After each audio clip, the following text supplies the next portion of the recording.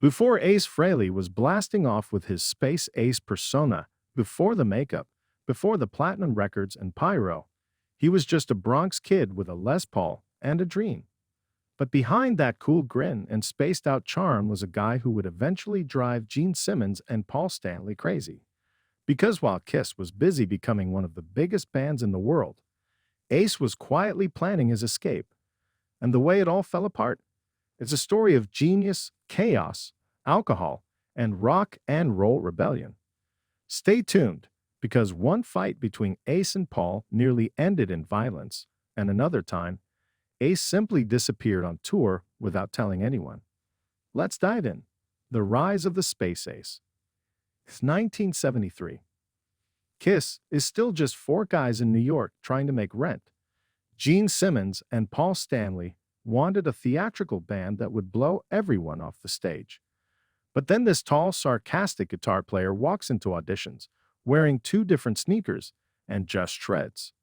Gene later said, "The second Ace started playing, we knew he was the guy." Ace had a natural swagger. He wasn't trying to be a rock star, he was one. And fans loved him.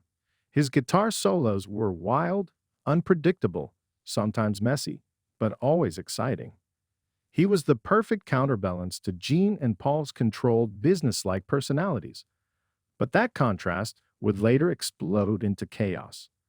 And during one recording session, that chaos would push Gene Simmons so far he almost walked out of the studio entirely. Kiss becomes a machine. By the late 70s, Kiss wasn't just a band, they were a brand. Lunchboxes, comic books, Kiss dolls, they were everywhere. But while the money poured in, Ace started to feel trapped.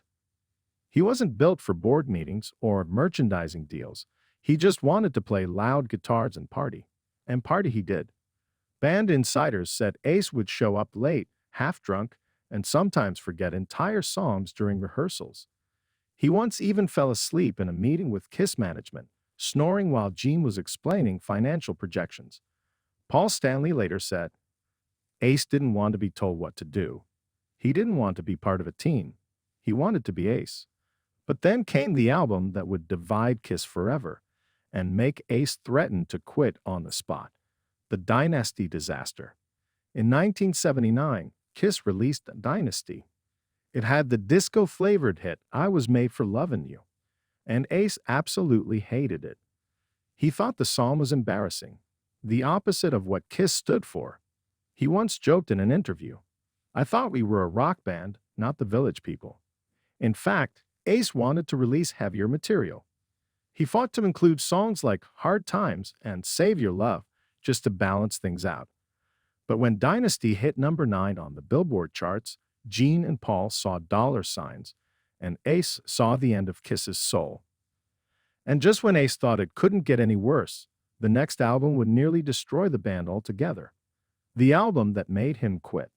The year is 1981. Kiss decides to make a serious, artistic album. That album is Music from the Elder, a medieval-themed rock opera.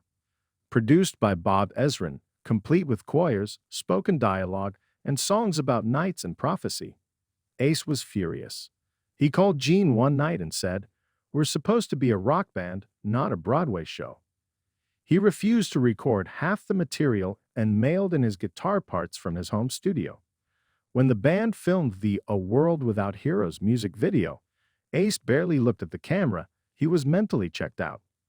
And when Gene and Paul tried to take control, Ace fought back with a shocking move that made the rest of the band furious. Ace goes solo and goes rogue. Ace wanted out. He had already proven he could go solo. His 1978 solo album had sold better than Gene's, Paul's, or Peter's. He wanted to do that again, but Gene and Paul weren't having it. They reminded Ace of his Kiss contract, which locked him in for another few albums. Ace started missing band meetings. He stopped showing up for photo shoots. In one case, he sent a stand-in to a Kiss business meeting, a friend wearing sunglasses pretending to be him. No one in the room noticed for almost 20 minutes. But then came the final straw, and it happened during the recording of an album Ace barely even played on, Creatures of the Night. Kiss is in the studio working on Creatures of the Night, a return to heavy metal roots. It should have been Ace's dream album. Instead, he was gone. He didn't play on most of it.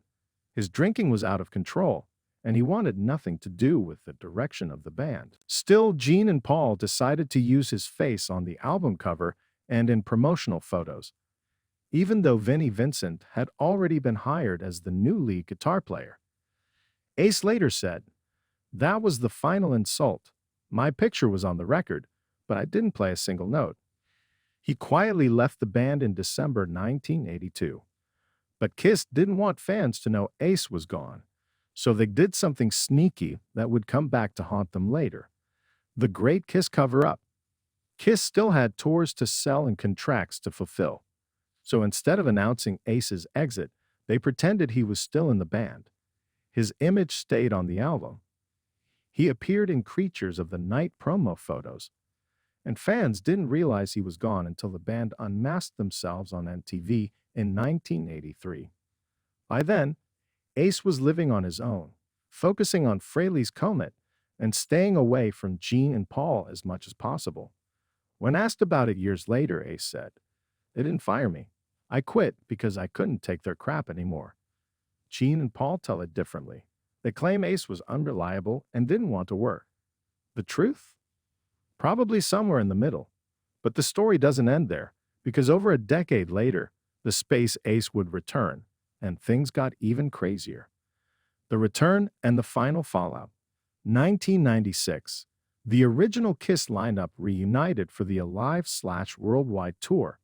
Fans went insane. The makeup, the pyro, the original four. But behind the scenes, the old wounds reopened fast. Ace was constantly late. He hated the endless interviews. And when Gene and Paul tried to control every detail, from stage moves to solos, Ace rebelled again. He said in an interview, "It's deja vu all over again. I'm back in Kiss, but I feel like I'm back in prison." He left again after the farewell tour in 2002. So, what's the truth?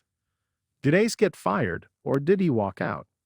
Paul and Gene say Ace was unreliable, drunk, and lazy. Ace says they were control freaks who froze him out. The reality? Both are true. Ace Frehley was a brilliant, raw, one-of-a-kind guitar player, but he was also his own worst enemy. And Kiss was a billion-dollar business that couldn't afford chaos. When those two forces collided, the free spirit and the corporation, something had to break. And that something was Ace. But what if I told you Ace's story wasn't just about leaving Kiss, but about escaping it? Because in the end, maybe the Space Ace didn't fall. Maybe he finally flew free. Ace Frehley once said, "I didn't quit Kiss.